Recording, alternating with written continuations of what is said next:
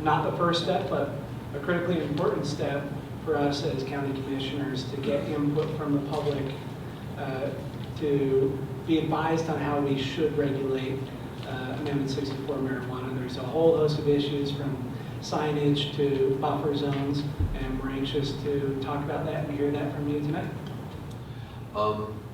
I was hanging down at the daily grind for weeks before the election in November, advocating against 64 as the way it's proposed, or the way it was proposed, that was adopted. And in that vein, I kind of penciled in some things on certain points that I had, specific objection to that were pretty wide open and are starting to surface.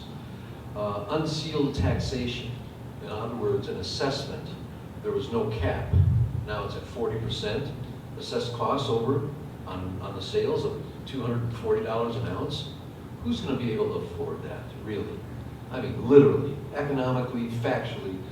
They're going to go to the black market, of course. It's cheap.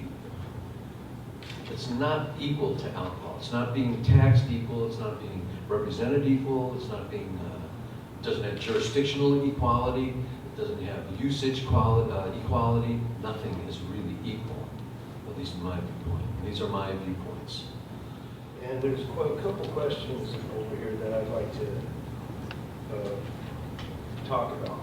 My facility in Pueblo West, would I be able to put, if I wanted to keep my medical, because you guys know where I'm going with that, and put my recreational in the same building, would I be able to do that? And another thing is the zoning and stuff.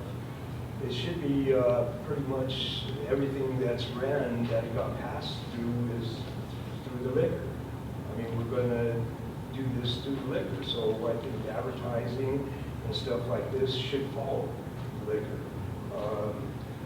People kind of get a misunderstanding and stuff like this about marijuana. It's bad and stuff like this. Since we've been open and everything, we've had hardly any problems at all. I've had people coming up to me saying, what are you doing, Mike? You're putting us out of business. And these are the people that are just growing it and selling it on the streets and stuff. And so we are making a dent in the black market and stuff like this. But another concern I have, if we tax this too high to recreational, they will still go to the black market, and it will open up the black market. And this is just something just coming up off the top of my head, right? Just listening to Mike talk. That doesn't help us. How does that help Pueblo County? It doesn't. It gets the taxes due, but the person who wants to start that business up, that marijuana shop, that recreational one up on Union, and have a really nice storefront, put a really good thing on it, and do what everyone here is doing in Pueblo, all of us have our differences. We have our different views on it. But when it comes to the end of the day, me, Hank, Mike, Randy, all of us talk. When something like this happens, we talk. We like Pueblo. We love Pueblo. We were born here. We were raised here. We want the best for this community, and I want people here to reap the benefits of this industry that can, be huge.